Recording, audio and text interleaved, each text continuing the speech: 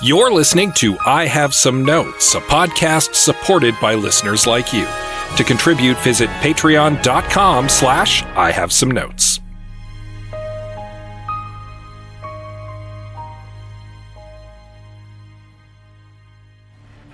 How about this? A U.S. Army captain trained in ninjutsu fights his way through a brutal, full-contact, illegal fighting tournament. Oh, rad.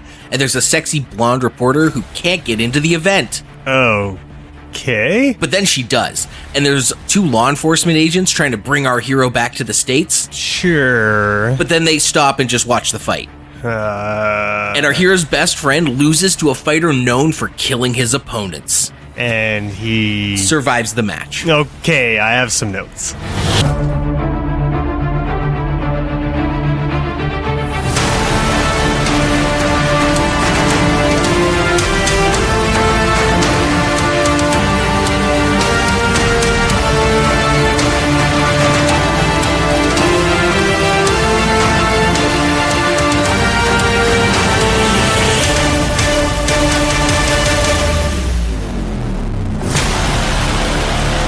Welcome, everyone, to I Have Some Notes, the movie podcast with cuts, keeps, punch-ups, and tweaks on mediocre movies. I'm Liam Creswick. I'm Scott C. Bourgeois.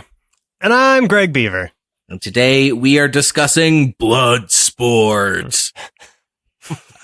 And we are joined by the one and only David Rae. Hello. Thanks for having me. Thanks for coming back. Yeah. David is the GM, the game master of season 4 of Quantum Kickflip, a podcast that I am also a part of and that Dave and I have been doing together for many, many years. It's a actual play podcast. If you haven't, I'm sure if you're listening, you've heard us at least play the ads in the middle of the episodes. But in case you're not familiar, Quantum Kickflip, it's an actual play podcast where we play a game called Slug Blaster. Slug Blaster is about kids on hoverboards doing cool skateboard tricks and going other dimensions to do it. And I, with the new season coming out, I was like, we had Robin on last week because Robin's great and I wanted to hype it. But I was like, if we're getting Dave on, we should do a sports movie. Yes. Because this is the season where Slug Blaster goes pro. So that's right. Like a lot of Slug Blaster is kind of based on skateboarding culture. And one of the things we haven't touched on is like that pro sports side. Like, so it's a little bit like going into the X Games, but with hoverboards and sci-fi nonsense involved. So yeah, it's a lot of fun. Yeah, still giant slugs, but it's branded. Yeah, that's right.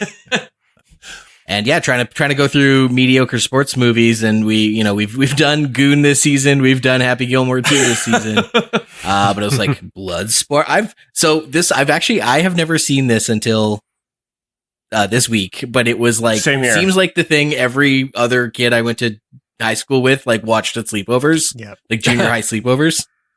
Yeah, I'm sure there's a considerable portion of the audience who would take issue with Bloodsport being labeled as a mediocre sports movie. For many, it's sort of like a seminal martial arts movie. And arguably something that may have inspired many, many video games that came after. Yeah, it's definitely a cult classic for sure. But a cult classic can be rad and still be kind of like, meh. Oh, yeah. Like all the fighting in this movie is pretty awesome. The rest everything of the stuff, around it, yeah. Well, in my brain, when I was growing up, I had heard of this movie, and the name implies like, oh, this is a visceral, gory kind of movie, and people die in it and all that kind of thing. So I had this like reputation in my brain is like, oh, this is something extreme, and especially my good old Christian upbringing, like I can't watch a movie like that. But to watch this now is like, oh, this is like that weird 80s camp where it's like, oh, they're like joking in it weird, like it has a weird tone to the thing where people are dying, but then also you have a guy who's just drinking all the time and making weird jokes and everything. So it's like, what is this movie? I don't know. Yeah. Yeah. This even I too, I had not actually seen Bloodsport. Like I'd absorbed it through the zeitgeist, but I'd never actually watched it until this week either. And I also was expecting something a lot more visceral, and it was pretty tame. And I'm actually wondering if that's just a product of like its time. Like maybe it was pretty violent for the time it came out, maybe as a fighting movie goes, and we're just kind of used to things being a lot more violent now. I don't know. Hard to say. Yeah, I mean, there was a little blood. That's I mean, 88 would have been around the time that we would have had like RoboCops and like stuff, and that's a pretty violent movie. Peak Verhoeven, where it's like really, really, like really visceral. Yeah. I couldn't believe that they had the fight on a white mat, and every time people bled, some guy would go and clean it and the blood stain would stay. And I'm like, the continuity supervisor on this movie must have been having nightmares. Like, or there wasn't one, and they just got away with it. Yeah. Maybe they actually did just film a fighting tournament. And so we're just doing one takes, everybody, because no one acted in this movie. It felt like I was watching a movie that nobody was allowed to act better than like a C+. and if you did act better than that, the whole movie would explode or something like that. So like, I don't know, because so maybe they just did it in one take. And you can't act better than Van Damme can fight in this movie, okay? It ruins the magic. That's actually, that's actually selling Van Damme short. He's very gifted athlete, and it's on full display in this movie. Mm-hmm. Yep. Including his butt. His butt's also on full display in this movie. Yeah. That was the one moment Amanda looked at her phone, and I was like, no, you missed it. Nope. Not rewinding. You had to pay attention. Of course, Bloodsport came out in February of 1988. It was directed by Newt Arnold, who is the first AD on The Godfather Part 2. Written by Sheldon Lettich, Christopher Cosby, and Mel Friedman. And based on The Many Lies of Frank Dux. Yeah, this is a quote-unquote based, quote-unquote. Yeah. It's not even, you don't put the air quotes on either side of based on a true story. Like, each word gets its own air quotes. Yeah. Yeah, he was apparently not just a liar, but a gifted liar. I had found a podcast. It's called the Indie Film Hustle podcast, and they had actually interviewed Sheldon Lettich, and he talked for 40 minutes about the making of Bloodsport. And he had said that Frank Dux how he met him, he had originally read his book, which was like this 1,000-page tome on the Vietnam War. And I guess the reason that his lies were so believable is because he was a bit of a nerd, and he would research the hell out of these things. He never actually went to Vietnam, but he could write so well that Sheldon Lettich, who was in Vietnam, felt like this sounds like a guy who was there. I buy into it. And, he continually cast himself as like the big hero and everything, of course. And eventually this ballooned into like being the greatest martial arts champion of all time. And,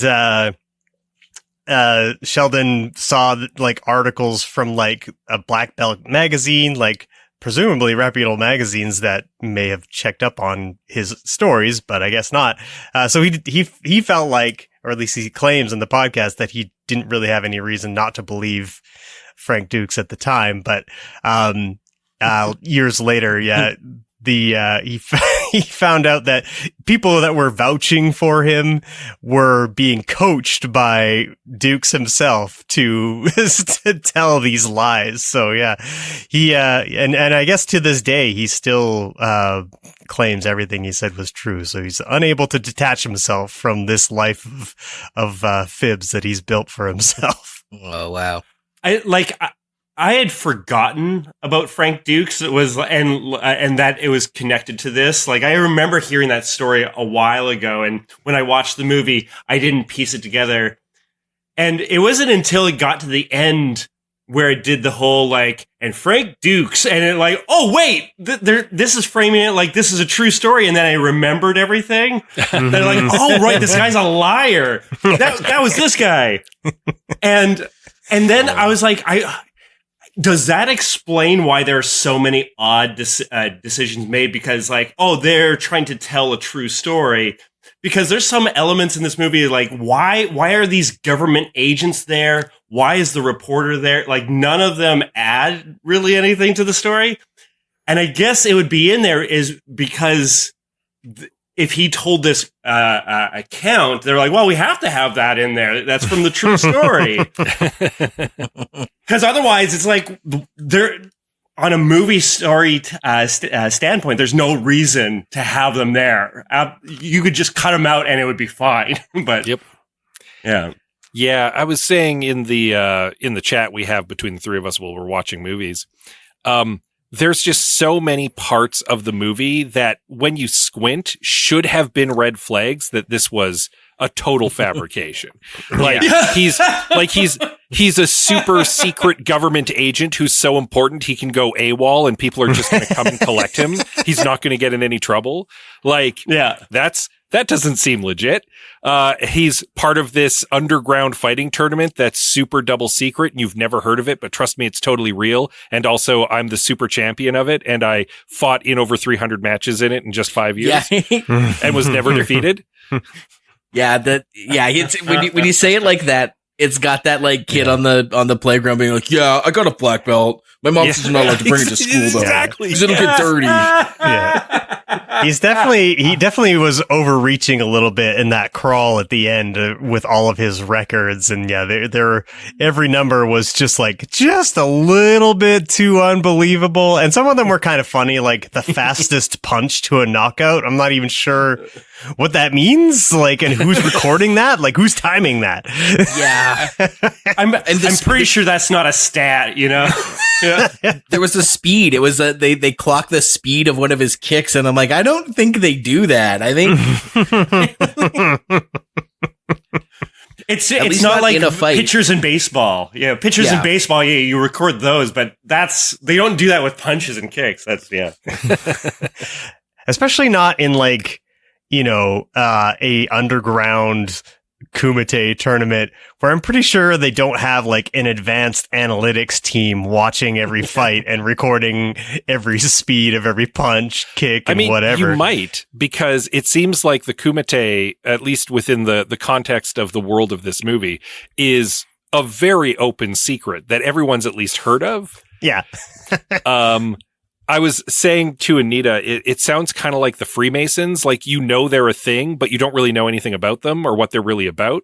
It's kind of what the Kumite seems like in the fiction of this world. Yeah. Everybody's heard of it, but nobody really knows what it's about or how to get in or like who's in charge, stuff like that. Yeah. Yeah. And they have cop characters in this movie briefly, but they don't seem to have any interest in finding out what's happening in this secret I just tournament. assumed they were on the take. Like, don't mess with the Kumite. Yeah, that's entirely possible, yeah. But it is always like there's a lot of things that you kind of probably have to headcanon with this because like the plot is super loose and it does much. No. And it does make for these are the kind of the 80s movies that are, while they're not necessarily technically good movies, they are a very good time to watch because there's often so much space between dialogue, action, and things like that it's prime for like riffing in between. So like Aaron and I had a blast, taking a piss out of this movie as we were watching it. And I like, the action's legitimate, so you do get a lot of entertainment value, even if the story is virtually nonsense or non-existent. Yeah. Of course, the cast is Jean-Claude Van Damme as Frank, JCVD. Indeed, Bolo Young as Chong Li, Donald Gibb as Jackson, Leah Aries as Janice, Norman Burton as Helmer, Forrest Whitaker as Rollins. I'm a big Forrest Whitaker fan. And Roy Chow as Tanaka. Nice to see Bolo Young. What a great physical specimen. He's just a mainstay. No, seriously, he's a mainstay of like Hong Kong cinema from that time period. And I've seen him in a bunch of old like Bruceploitation movies and stuff. And it's just always a pleasure to see him because he's jacked and he's rad. It's nice to see him in this movie. Yeah, and I'm pretty sure that his costume was straight up lifted for Liu Kang in Mortal Kombat. Yeah. There's a lot of DNA from Mortal Kombat in this movie. Yeah. Wasn't Johnny Cage supposed to be Jean-Claude Van Damme? Yes. And he even does like this is the movie that he does the split and punches the guy punch. Right. Yeah. Which is Johnny Cage's like special move. So like it is definitely Jean-Claude Van Damme from Bloodsport. That is supposed to be Johnny Cage. Yeah. There's Mortal Kombat is just magical Kumite. Yeah. Yeah. No question where Ed Boon's inspiration was coming from. That's for sure. Yeah. Yeah. Well, Scott, you want to hit us with the trailer and the plot summary? Let's do it. For centuries, the Society of the Black Dragon has sanctioned an ancient rite of combat, known as the Kumite, open only to the world's most lethal warriors. It has never been won by a Westerner. You are not Japanese. I can do it. Now, for the first time, the true story of America's super agent Frank Dux can be revealed. Where every fighting style, every worthy opponent, every deadly technique clash in savage combat. Time to separate the men from the boys. And only one will triumph. Now I break you. International martial arts sensation Jean-Claude Van Damme in Bloodsport, the true story of the ultimate champion. As a teen, Frank Dux fell in with the wrong crowd, going from house to house stealing one Japanese sword after another.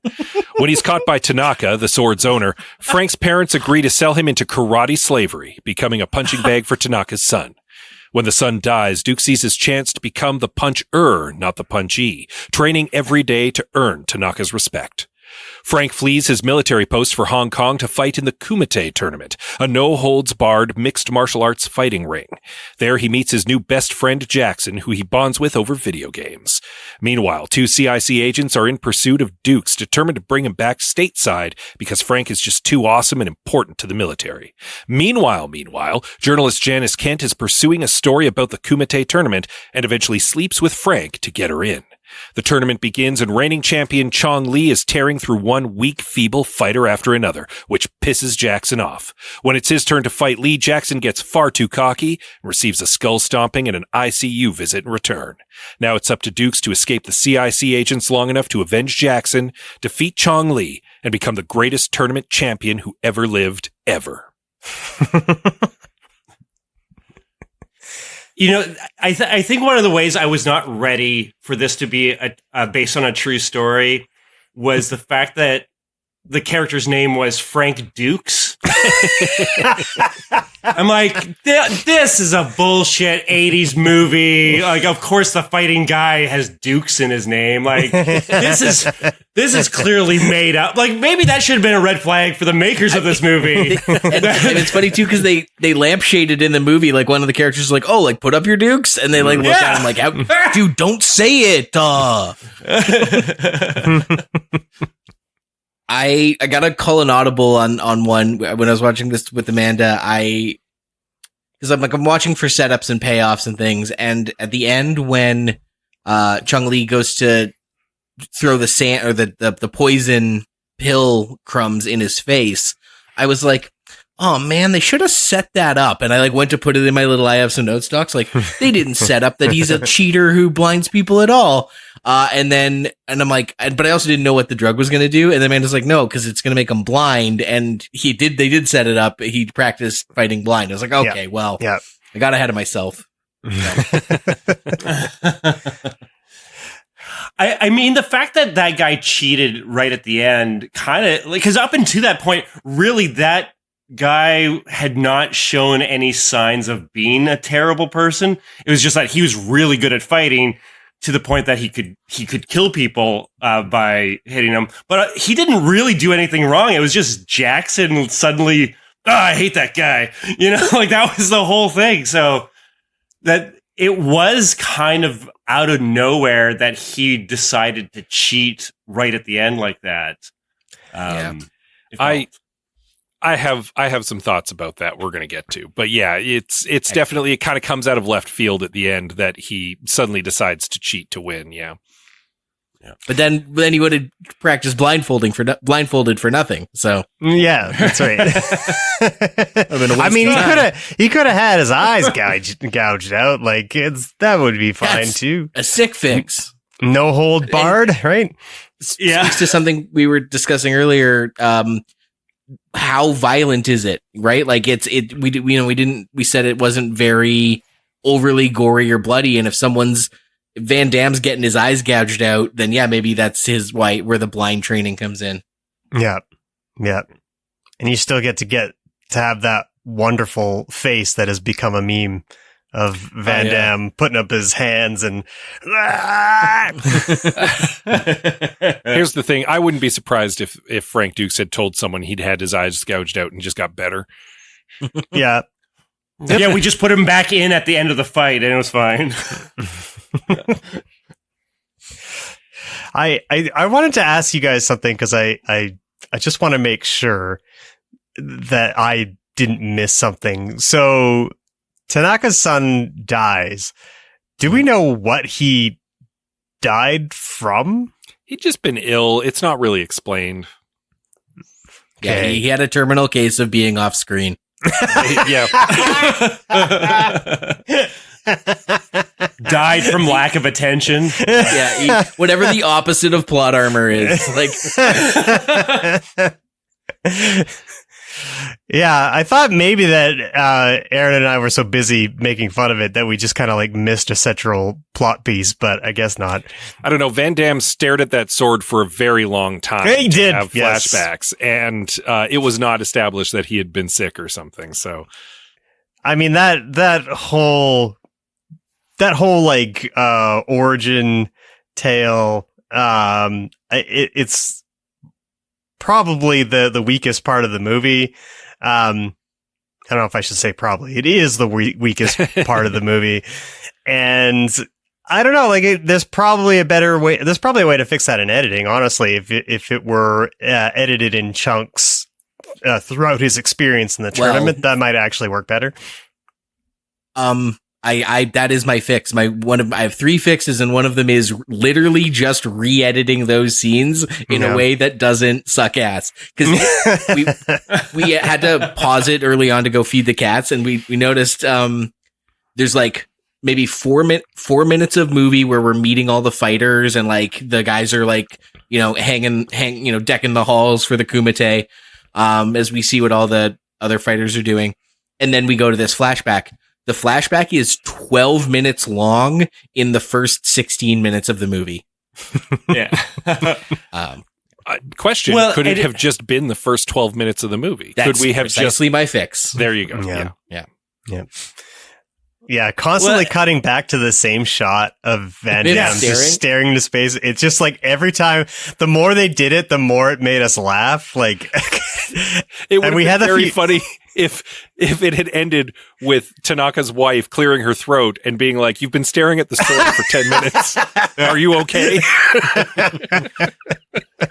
I mean, it reminds me of that scene from Monty Python and the Holy Grail where like you see the person approaching and it's the same clip over and over again. And I mean, if they would have had like a slow pull in on Jean-Claude Van Damme and you just saw that same pull in every time they came back, I think That would be a great fix for that scene. Just don't change a thing. You had it right. Just add the same pull in. I feel like it was a freeze frame because I was joking with Aaron that they didn't have that much footage. They were just cutting back and to the same frame constantly because it never looked like he was moving. So yeah, very, very unintentionally hilarious. Yeah, if you have to remind the audience that you're in flashback 5 times throughout your flashback, it's probably just too long a flashback. It's just part of the story. According to the screenwriter, that the original cut of the movie was awful and that it was largely saved in the edit. So I just kind of wonder. That's what's that was saving it. Yeah. Jeez. Oh no. But there just might not have been a whole lot of great footage that the editor had the ability to go back to. Yeah, so it's true. On a budget of what was it, like $50? I think it was like 2.5 million. Yeah. They probably didn't have a lot of time for multiple takes and tons of shots of the stuff that wasn't the fighting tournament, which is clearly where their money was going. So yeah, yeah. I mean, half the budget also went to ADR. Clearly, no one said. There was very few people that said their lines on set, it seemed like, especially in that opening sequence. I don't think any of the kids, the young Frank Dux, I don't know if he said one line that was not ADR. Yeah. Yeah. Yeah. Well, I don't think that, I don't like to shit on kid actors, but he wasn't very good. So it stands to reason that they had to get him to do it quite a few times before they can get something usable. Was it because he had sort of a French accent, like Jean-Claude Van Damme? And yeah, was he trying to put it on and he wasn't naturally, didn't have that accent naturally and just was trying very hard and it was difficult to act through that? Maybe that's entirely possible. Yeah, I was going to say just get a Belgian kid, but maybe there wasn't Belgian kids who look like Jean-Claude Van Damme just kicking around Hollywood. Well, this kid did not look like Jean-Claude Van Damme. I'm sorry. Or sound Belgian. So the fighting was rad though. I kind of could tell it was one of those movies where all the money and the focus is on the thing you want to see and everything else is just glue. And I accept that. That's how most horror movies are. That's how a lot of big action movies are. It's fine. But the fighting was pretty rad. I found myself genuinely engaged, and they also looked legit, legit kicks and punches. They stacked it well. They sold it really well. There wasn't a lot of cuts. They kind of let some shots linger, and you're no, those are I'm watching footage of athletes performing. No, and that is what you're watching because a lot of them were actual fighters. Yeah. I was actually talking to Anita after, and we were speculating, could you imagine a modern remake of Bloodsport put together by the stunt team behind John Wick or the people who did the Raid or something? That would be rad. That would be rad. Mm-hmm. Yeah, some of the things that I really did appreciate and what some of its strengths were was the fact that you saw so many fights from the tournament. Because you weren't just seeing Jean-Claude Van Damme and Chong Li's. You saw some fighters that never even made it to either one of those characters. You actually saw some of the brackets. Yeah. And I really like that. And the fact that you saw the whole fights. And yes, they were short. They're 20 seconds long, but that just sold you that, no, this is a brutal tournament. These guys, they go hard. And I sat down and figured it out based on how many fights Jean-Claude Van Damme had. He had 9 fights, which implies that if it's a single elimination tournament, that there had to have been at least 512 fighters in this tournament that is held over 3 days. And so all these fights had to be fast. And I really like the fact that you saw a lot of fights and it focused on the tournament. And I think that one of my fixes lean into that a little bit, like lean into the tournament, because I think that there's something there that I haven't seen in a movie like that. Like Mortal Kombat or the Street Fighter movies, which are also kind of tournament kind of fighting things, don't do that the same way. And that's what I saw in Bloodsport, that I'm like, I kind of want to see more of the tournament and how it worked. One of the things that I liked about that in particular was that it set up some of the later challenges that Jean-Claude Van Damme had to face, because you saw like that kickboxing guy come up through the tournament and you were like, that guy's pretty legit. And then he's up against Jean-Claude in like the semifinals and you're like, oh, this is going to be a fight. Like we saw what this guy could do. Or when he goes up against the sumo guy who just like snapped a man in two, like in an earlier fight. And you're like, oh no, like this is going to be trouble. It's a nice way to kind of set the stakes early on of what he's going to be facing later on. And it was really well done. And I agree. I wish that we'd see more tournament style movies that did that, where you can kind of see these guys coming up, eventually pointing them towards both your protagonist and your antagonist in this case. Because we also see some of, Bolo Young's character, Chong Li's opponents come up so that you can see other formidable guys getting knocked down by him too. Yeah. So he's legit later on too, right? And there's such a rich, like it adds a rich texture to the movie of like all the different fighting styles that are represented. Yeah. So you're getting like, a lot of like really interesting fighting styles. And that is the hero part of the movie for sure. It's too bad it took 36 minutes to get to the first fight. A little bit. Out of a night comes, it's pretty legit. I was not sad. Like I was happy that the fighting had arrived, but I wasn't disappointed when it got there. It didn't feel like the movie had wasted my time. Yeah, and you do get a Benny Hill chase through Hong Kong, which is pretty great. You also get the training montage, which usually training montage, no stand-in for actual fight. But the thing where he like pulls the two, he's tied up on all fours and he pulls the two trees together and then snaps it. I was like, okay, that's pretty cool. Like that's, I don't know how much of this is him actually doing that and how much of it's movie magic. I don't care. I've never seen that in a movie. I've never seen a guy splayed out like a spider pull two things together with his drawn and quartered. Abs. Yeah, that's a first. Well, it makes me go like, what is the purpose of that training exercise? Is that to like, well, this guy can't do the splits. I don't know. Let's just hang him up by a tree. That's how you train somebody to get to do the splits. Is like, it's a weird exercise. And I don't know why you would make somebody do that training exercise. But this is total headcanon to me, because it's not explained or made clear in the movie. And maybe that's something that should be fixed.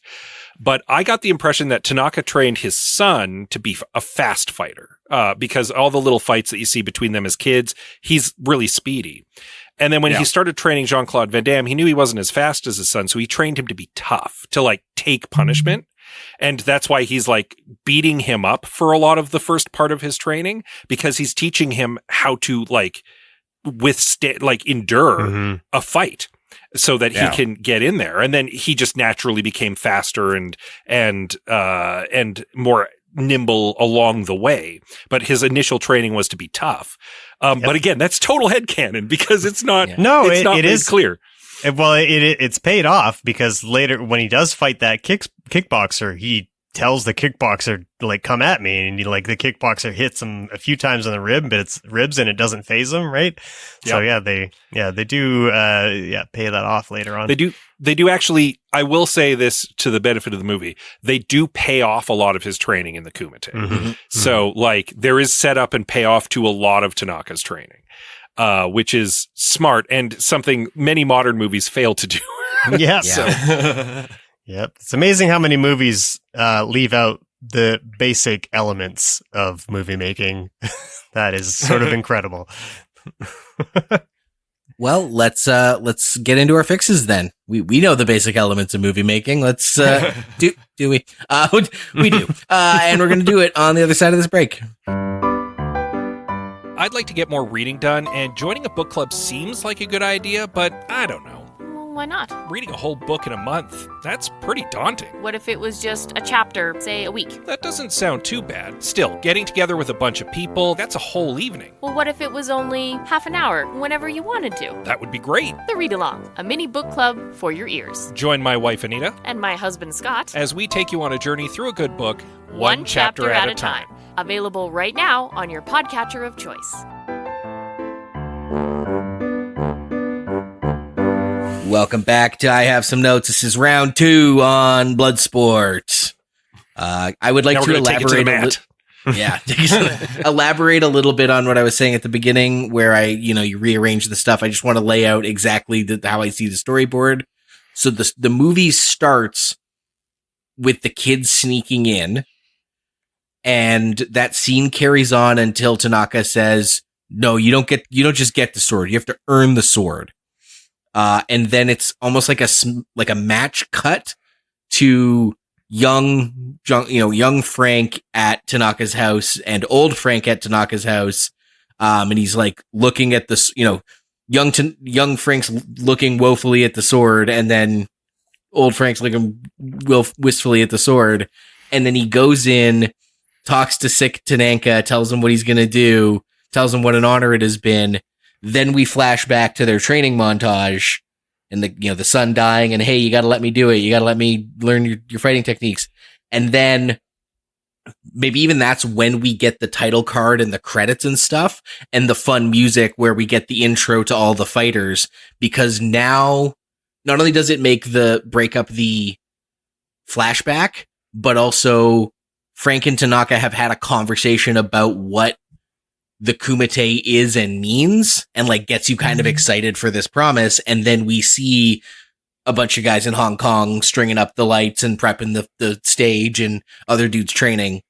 And the music swells, and That's a much more elegant title card. intro, yeah. Yeah. Is it clear what the son died of?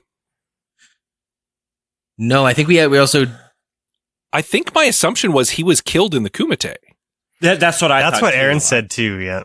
But it's not. I thought they now that I mentioned think about it. it's not really clear what he died of. Well, they do say that Chong Li had killed someone previously in the tournament, so the space is there to expressly say that it was Tanaka's son that was killed by Chong Li, and that seems, if you're going to try and ramp up the stakes, that seems like an obvious way to do it. It makes it Yeah. much more personal for sure. Yeah. This is one of our listeners' fix, but it was something I thought was going to happen for about the first half of the movie, because I didn't understand why the kid died or where Tanaka's kid went. And I'm like, oh, he's going to meet him at the tournament. The final guy he's going to have to fight is his childhood friend that he trained with, because that's every movie. And then after a while, like Chun-Li's like kind of doing his own thing and being his own character. I'm like, no, I don't think that's him. I don't think. Also, I think that guy looks Chinese or Filipino, and Tanaka's going to be Japanese. So I'm not. I think the son's dead. I don't think he's in this movie anymore. But like that didn't dawn on me until like half the tournament was over. Yeah, I think it needs to be much more clear that his son was. I think he should I agree with Greg. He should have been killed in the Kumite by Chong Li. It makes it more personal. And it makes Tanaka's like initial maybe hesitation, you shouldn't go into the Kumite, make a little more sense. Yeah. Because I mean, like, people die there. I already lost one son there. I would hate to lose, like, you are like a son to me. I'd hate to lose you as well, sort of thing, right? Yeah.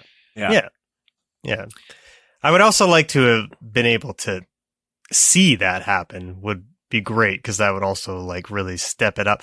But there's another way to make us hate Chong Li by doing it viscerally and visually, because Chong Li does kill another contestant in the tournament, but it's not anyone we know. He just straight up kills someone, and it is to sort of reinforce that he's a villain and he doesn't really have great regard for other fighters' lives. And this is after he has beaten the stuffing out of Frank Dux' friend Jackson, right? Yeah. So I really feel like Jackson should be the one who bites it. ramp that up a little bit. But it could be that doing that. I mean, if we're going to connect Tanaka's son to a death, that may feel like somewhat redundant, and hospitalization may be enough. But I like Jackson. I want him to stick around to the end. I like his little bromance with Dukes. So I'm okay with him being hospitalized still. And I agree. I think if Chong Li's kills another tournament fighter anyway, and also has previously maybe killed Tanaka's son, like the stakes are already there. Because I think you're right, Greg, that the guy that Chong Li kills should be someone we know, if not care about, at least know. Yeah. He should kill the rude guy with the gold tooth. So I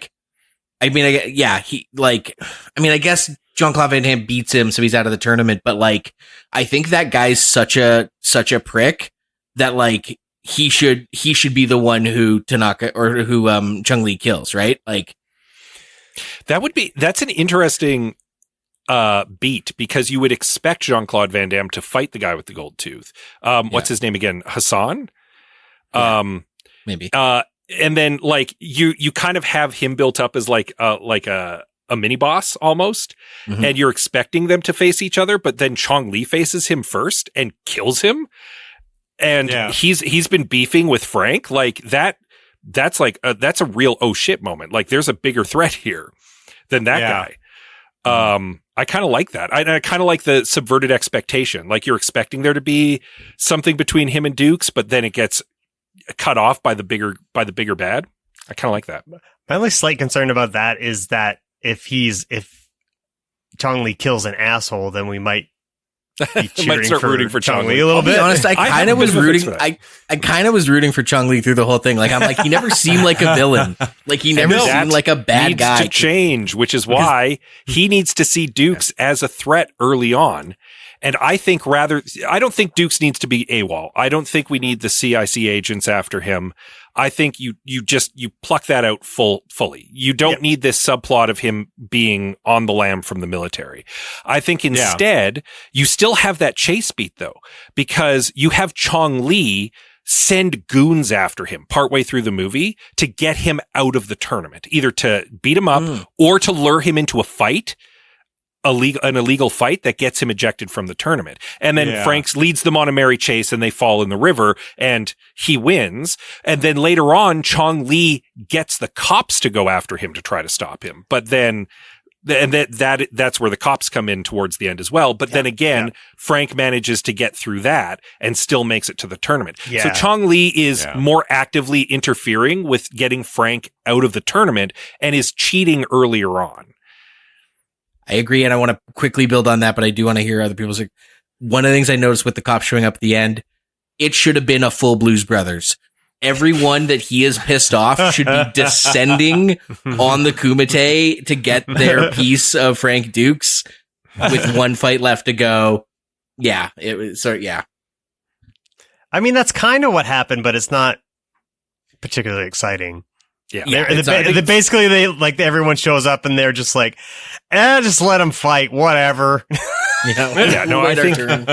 I think it's much more interesting if Chong Li is actively trying to stop Frank from making it to that last fight, because he clocks him early as this guy's a threat, and is watching him fight and is getting more and more worried.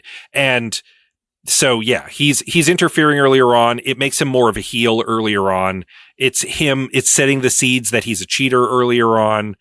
And it gets rid of the stupid military subplot, which is just one extra subplot we don't need. Yeah. Dave, do you have any fixes? Yeah. My big fix, I think, would be, as I said, I think one of the best parts of this movie was the tournament. And how I think I would approach this would be make Frank Dukes not make this story less of a focus as him as the protagonist. Instead, I would try to take it as an ensemble. I would try to we follow a good number of fighters, I don't know, 8, 10 of them or so, and you give them each some time and you see them all going through the tournament. So you actually don't know who's going to win, who's going to advance. And over the course of the tournament, you're seeing who the big bad guy is and you're kind of cheering for them all. You might even have your favorite guy. But when by having it like so obvious that, you know, Jean-Claude Van Damme is the star, so we're going to be cheering for him. Like, if you had a bunch of stars, a bunch of actors that were all about the same level of famous. So if it's a low production movie, nobody's really famous. Fair enough. They're all the same. But if you're like, oh, you have the Expendables cast, you know, it's like, oh, you have Stallone, you have Schwarzenegger, you have, you know, whatever, the same level of actors. And you're trying to like, I don't know who's going to win the tournament. I think it's this guy. You're like, I think that's what you do. And you see all of these different stories. You see a lot of disappointments and dramas over the course of this tournament. That's what I would do. I would like, and get rid of the focus on Frank Dux, because frankly, anything that was not to do with the fighting was useless anyways. And it's also a movie I have not seen. And you could do the thing of like, oh, they have these different, like where Frank Dux might be upset that this person that he had like a little bit of a rivalry is taken out by who ultimately will be in the finals and all that kind of thing. So you can have these like different stories between different people in the ensemble. And you might have some creative stories kind of crisscrossing that way. Mm-hmm. And you can, that would be my kind of approach. The other way I would fix it, if you're going to like focus on one guy, I would definitely try to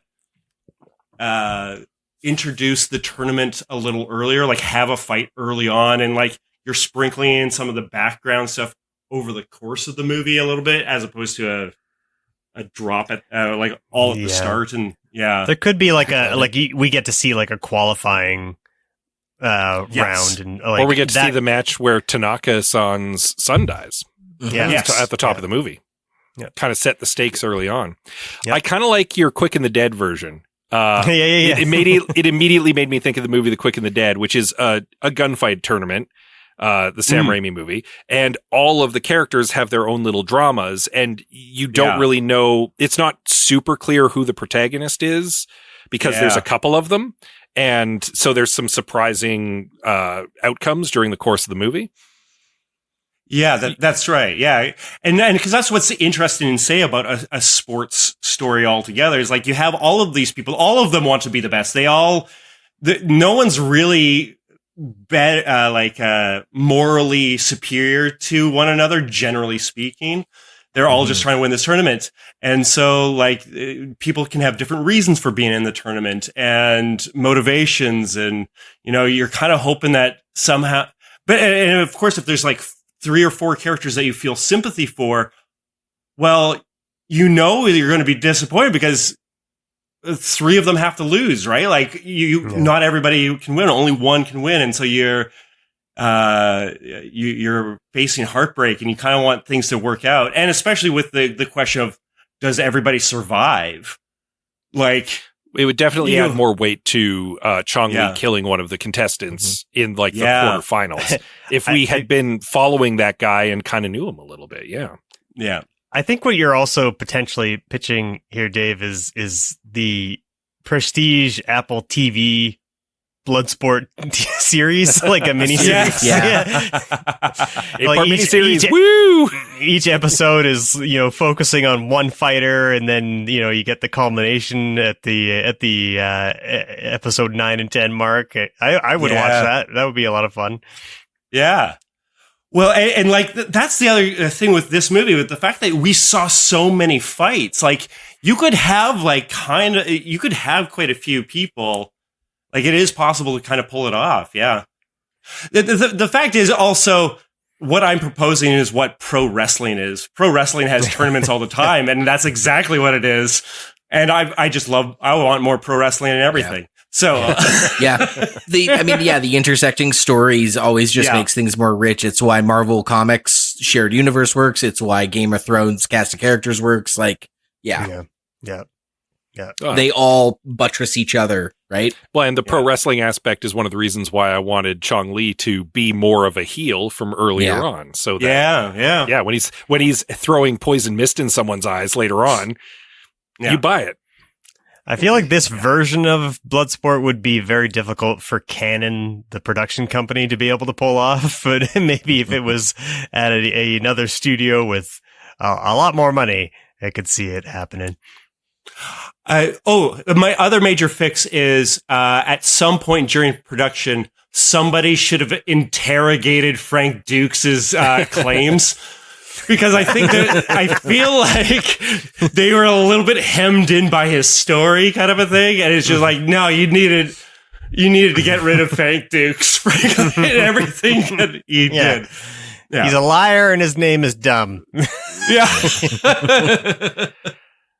One thing we haven't addressed, which I feel like is something that should probably be improved or cut from our version of Bloodsport, is Janice Kent. Yeah, I said I had 3 fixes, and okay. I got you. But I'm actually I gotta work backwards, because I actually my solution to Janice up until moments ago was Gutter. But stay with me, because I actually have a better use for her. I can 2 birds, 1 stone this. So she's in the tournament. Could be. So Frank Dux has 2 allies, Jackson and Janice. Yeah. And Janice basically does nothing. Yeah. She needs to get into the tournament, and she's a bit like she serves as like a thing for him to fight with Hassan over, and then he does that and they sleep together, and then she's just kind of around to react. And it really has no narrative purpose. Like she functionally is an appendix to this film. And so I sort of said this originally jokingly to Amanda the first time we see Jackson in the hospital and everyone's fretting over whether Jackson's going to make it. And I was like, Frank and Jackson should be a couple. Like he should care that his new lover had the shit kicked out of him, because the only emotional stakes are on Jackson. There are no emotional stakes tied to Janice. And I said that kind of glibly, because I know it's like the 80s, so they're not gonna do that, and that's a real subversion. That's like there's a reason people are all excited about heated rivalry in 2026, because that kind of storytelling is novel. And so I was gonna sort of suggest that, knowing it's not likely to be actionable in that time, until the very end, when he literally looks him dead in the eye and says, "I love you," and then they kiss. Like, he kisses him on the cheek, but it's a tender, and I'm like, they already did it. They literally, he has a romantic love arc with Jackson. We literally do not need Janice. He doesn't even like grab Janice and do the monumental big screen kiss. He kisses Jackson. What we just need is an on-screen canonical throuple between Jackson, Janice, and Frank Dux is what we need. Could be. But then, so I was like, okay, cut Janice. Done, don't need her. Because she literally does nothing. She doesn't even get kissed at the end. Like, sure, she is the most useless female character in a genre known for useless female characters. Well, and she's a contradictory character too, because she's trying to find out, she's heard about this Kumite and about this deadly tournament. So she knows that the tournament is violent and all this kind of thing. And then she gets in there and is shocked to find out it's violent and like, what did you expect? What you talked to one of the fighters. Yeah. Yeah. I agree with that too. She serves no purpose at every step of the way. And I noticed that as well. And then just like as a little details, like, oh, it'd be fun if there's no color commentators. There's no, not that this needs to be like a dodgeball type of thing where there's like a funny color commentators to add jokes, because it's not really a comedy. But if she's a journalist covering this and gets in early on, and it's a 3-day tournament, in sports movies, the sort of the role that the commentators serve is to like diegetically update the audience on who's won certain things, who's lost, what the next match is going to be, what's at stake, why it matters emotionally. That's a really good, like, storytelling engine baked into sports movies that this does not have. Yeah. Obviously, it's an illegal underground fighting ring in Hong Kong. They're not going to be broadcasting. But what she could be doing is sending in reports, like writing letters at the end of each day to some person who she's working for.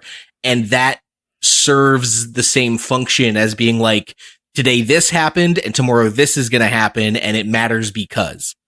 Yeah, I actually like that. I think that's a really elegant way to tie her better into it. And then you can still have her as like a love interest for Frank. Or a throuple interest with Frank and Jackson. Or she's reporting, it's like, she's like, not only is this illegal underground fighting tournament really brutal and interesting, exciting, but there are two of the combatants are in a romantic relationship with each other, and it's really exciting. I'm rooting for them. I would tweak that, but instead of it being Janice Kenton, it is just straight up Jim Ross from WWE. My God, he's broken it. And you know what? Still leave the love scene in there. Jim Ross and Frank Dux, you know. New meaning to the word slobberknocker. Yeah, that's right. Oh no! By God. By God. Do we have any other fixes? No, but we do have a metric ton of listener comments to get through. We also don't get Janice's name until like well over halfway through the movie. She is not introduced. She doesn't introduce herself. Nothing. No visual like inserts of her business card or her a name on a desk. We do not learn her name until like Act 3. So. There's a lot of things. There's a lot of things unexplained in this movie. But our listeners had comments as well. Thank you to everybody who contributed. Scott, you want to start us off with Andrew Craig? Yeah, Andrew Craig says, this is one where a remake could be really good. Keep the autobiographical, in quotations, aspect of Frank Dux, but combine it with modern fight choreography. Gareth Evans from The Raid would do a great job with it. I was just saying, Nita and I talked about that. I don't usually read the reader comments ahead of time because I don't want them to influence my ideas for fixes. So it's always fun. It's always fun when we... Sorry? Oh, no, it's always fun when we then stumble into the same idea that our listeners had, and like maybe that's a case for reading them at the time. No, but it's a fun surprise when that happens. Sure. Bloodsport came out when I was 14. Continues Andrew, and it inspired Mortal Kombat and made a big impression on me and my friends, which almost makes it untouchable in my mind. It isn't perfect, and if anything, I'd toned down the self-indulgence of Van Damme and add backstory for more of the characters. Bolo Yeung is a talented and well-respected actor in Hong Kong with a career spanning back into the heyday of the Shaw Brothers Kung Fu films. They could have made him a less generic boss fight, not sympathetic, just more than a one-dimensional hitter. Yeah, this is all kind of stuff that we discussed a little bit, and I think they're all good suggestions. Yeah, the movie's fine and it's fun. It just, you need to tighten the screws around all the stuff that isn't people punching people. I like Andrew's pitch that we need to learn more about Chung Lee. Like he is kind of one dimensional, and I think there's like we almost learn more about Hassan because he's such an asshole early on and then gets defeated. Like that's all he's sucking up all the villain air that should maybe have been spent on Chung Lee. Yeah. Robin Taylor says, okay, Bloodsport notes. The script is weak, the performances atrocious for the most part, the direction often incompetent. The core motivating incident just kind of happens. Dukes' trainer dies, but we don't know the importance of the Kumite to Sensei Tanaka, which I agree with. Why? And if his kid died in it, that would be really... Yeah, that would make it an easy fix, yeah. Tanaka has a son who disappears from the movie. Jackson and Duke become bros over video games, and therefore Dukes must avenge his idiot bro we just met. I mentioned that to Amanda while we were watching, and I'm like, they've been friends for like 3 days. Like, he's crying over him in the hospital, and I'm like, you met that guy on a bus 48 hours ago. Yeah. Part of the challenge is that this is all based on the quote-unquote true story that Frank Dux manufactured from whole cloth. There is no tension or drama because Dukes is never in jeopardy. Very valid points. Yeah. And we also know he's not in jeopardy because his face is on the poster. Whereas if we do like Dave was saying, and there's 4 possible winners, then everyone's on the table. That's the hard thing about doing a tournament. And there's a star, it's like, well, he's going to get to the final. You know what I mean? Like, immediately. On the other hand, though, I mean, that James Bond is going to get out of the death trap. It's just a question of how is he going to get out of the death trap. Yeah. And so I did feel there was tension in the final fight, even though I knew Dukes was going to win against Chong Li. When he got blinded, it was legitimately like, okay, the cards are stacked against him now. How is he going to fight his way out of this one? It was kind of fun seeing him get out of that predicament. So there is something to be said about that. I do agree that it's more interesting if you don't know who's going to win, for sure. But often in these movies, like in action movies, like the journey is the best part. It doesn't really matter if you know the ending, right? Robin continues, make Dukes and Tanaka's kid pals who have a falling out when the kid cheats at a tournament. The kid is banished in disgrace and Tanaka blames Dukes. Only as an adult does Dukes return to find a sick and dying Tanaka seeking an heir. He teaches Dukes everything he needs, but Dukes is unable to pass the blindfold test. Tanaka begs Dukes to restore honor to the family name at the Kumite and to find his son Lee, then dies. Oh, so he's going with the thing that Liam specifically thought was going to happen in the movie. Yeah. The military stuff is just stupid and just badly designed ticking clock. Instead, make Dukes on a clock because he has used up his visa looking for Lee and it will expire during the Kumite. He has humiliated the cops enough times that they want to throw him in the pit. Dukes meets Jackson, who saves Dukes from the corrupt cops, and Dukes owes him one. Dukes and Jackson enter the arena and Dukes finally finds Lee, Chong Li. Yeah, that's what I thought was going to happen. I like that Robin had the same thought and pitches it, but it sucks that we don't see or find out how the kid died. But I kind of like that it didn't give me my expectation. Yeah. Like, I agree with Robin. Like, if we were writing this script, then yeah, that's what would happen. But I actually kind of like that it isn't just some kind of like 2 brothers, one good, one evil. They're going to meet at the end. Like, I've seen that so many times, that I kind of like instead that it's like, oh, this, Belgian guy is going to step in for this Japanese family's legacy. And we just need more of that legacy and more of why the kid dying matters, not the bait and switch that the kid's alive and a bad guy. Yes, no? Yeah. Yeah, I mean, I like this pitch. I like the bait and switch, but I'm not. I could go either way on it. I think Robin continues. Lee and Dukes have a confrontation, and Dukes shares that Lee's father is dead. He begs Lee to return to the fold and represent the family in the tournament. Lee says his father has been dead for a long time, and he only fights for himself. Dukes demonstrates the dim Mac, but announces it is never to be used on a person. Lee screams violence at him because Tanaka never taught Lee the death touch. That is a fun wrinkle. If they are going to be brothers, then he should have one thing that Lee doesn't, right? Right, yeah. The contest begins and Lee kills his way to fighting Dukes. Dukes tells him he will forgive for Jackson if he withdraws and does not dishonor his father. Lee cheats, blinding Dukes, beating the shit out of him. Dukes remembers his meditation training and takes the beating, finding peace enough to hear Lee's heartbeat and then beats his ass. Crippled Lee grabs a gun, and Dukes kills him by death punching the gun as Lee fires.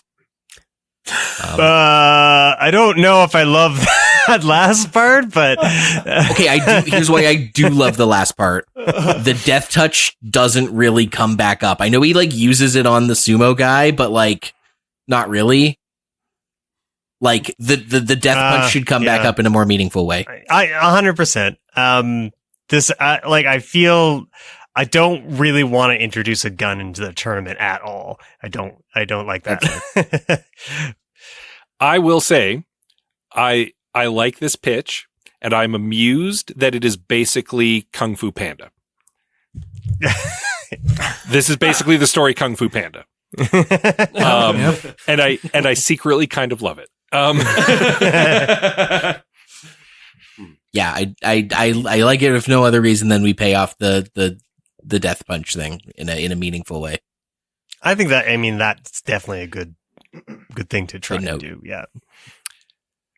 Tack writes, at the end, we see Duke screaming in rage, nearly losing, and only through calm meditation and falling back on his training does he succeed. So let's make him a kid with a bad family life who grew up with anger issues and through martial arts learned discipline and self-control. His trainer passes away and he's left rudderless in life.